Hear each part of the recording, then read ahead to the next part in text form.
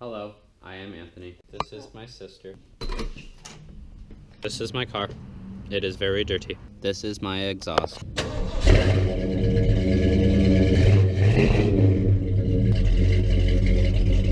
All jokes aside, what is up, guys? I'm Anthony. If you're new, welcome to the channel. If you've already been here, welcome back.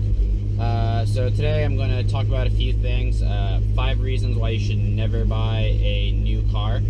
I'm just going to wait for the car to warm up, and then we'll go for a drive, and I'll talk about it, and I'll see you guys in a bit.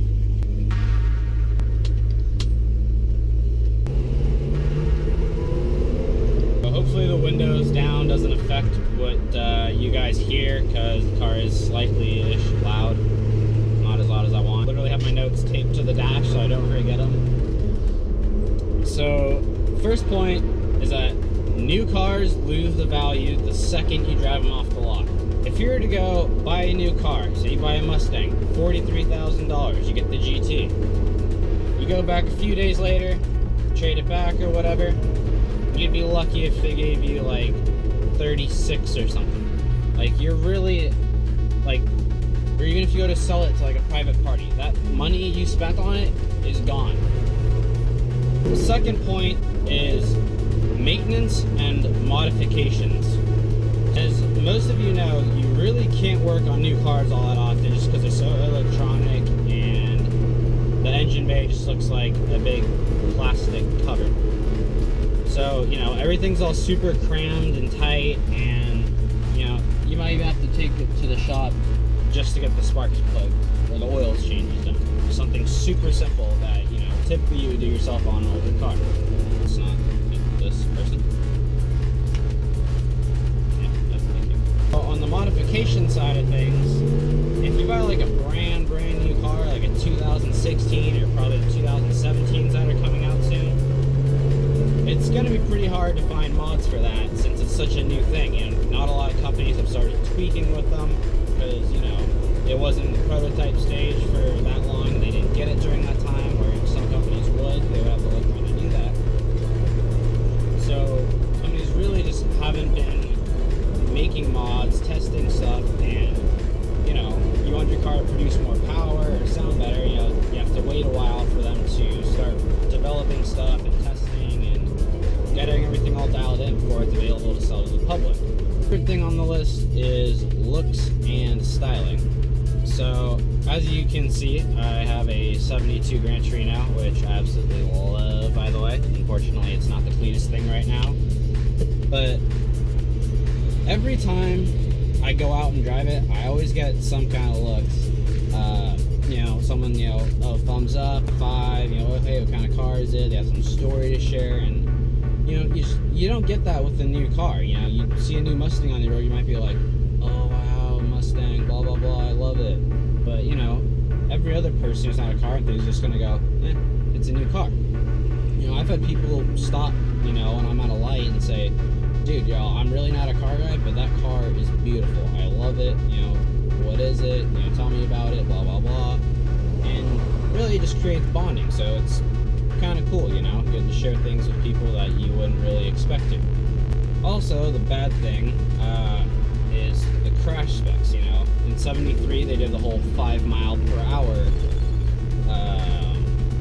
The 5 mile per hour bumper, where the bumper had to take the impact of your car going 5 miles per hour without doing any damage to the body. So the bad thing about that, I say, is that after 73, some cars 72, you really just lose the styling of the car because they were so, you know, the bumpers are just these big, ugly things they stuck on the front of the car, and not something that flowed with the body of the car like it would have in like 65 or 67, you know.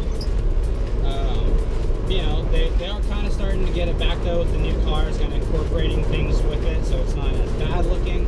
And honestly, I kind of like it, you know. But still, some, you know, in the early 2000s, the 90s, especially the 80s, these cars are really just ugly, unaerodynamic, non-horsepower making pieces of metal. It was a sad time for cars. The reason is that new cars are too electronic, which in my opinion, it means that more people that can't drive for shit are on the road. So, and by what I mean by that is that all these new cars have, you know, ABS. All these new cars have ABS and traction control and, you know, stability control and all this fancy stuff. And my favorite is the parallel parking.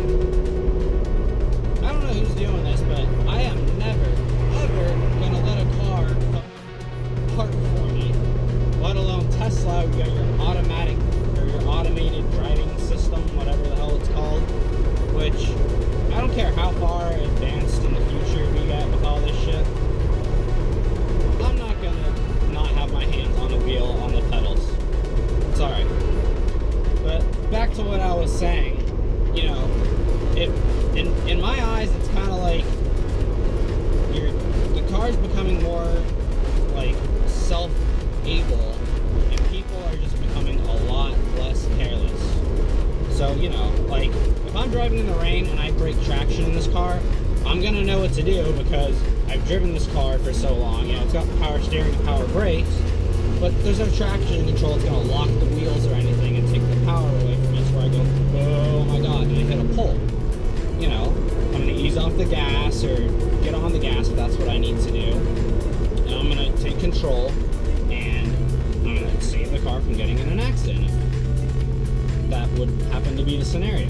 Number 5, which I don't know if you would consider as a point or not, kind of ties back with the first one, but my dad and I always kind of say is that buying new cars is for wealthy people. You know, with a lot of new cars, a lot of people don't have, say, $43,000 to just go blowing in cash. So, you know, you make payments of $300-400 a month. And, you know, myself, I never ever like being in debt. I don't even have a credit card yet, which I probably should because I'd like to build credit. But I just don't like the idea of driving something and it's not yours, you know. I just don't like the idea of being in debt, you know, especially if it's a lot of money. Like a few $100, I wouldn't mind something like a credit card. But yeah, anything like the cars cost, that is just really, really excessive to me. Also, the price of new cars is ridiculous.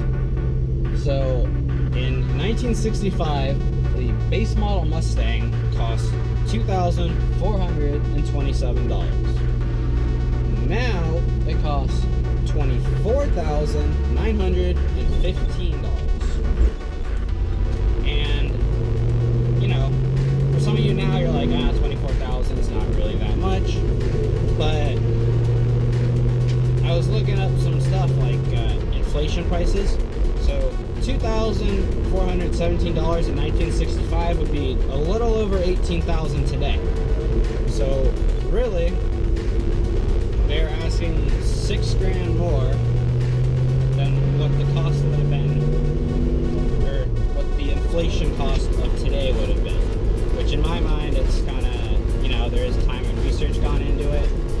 But taking into consideration back then, that $2,400 was also included with time and labor and all that stuff. But anyways, so that is all the points I have for today. Actually drove past my work just to finish this video. But yeah, if you guys stuck it out, thanks for watching. If you guys want to see more videos, go ahead and like, subscribe.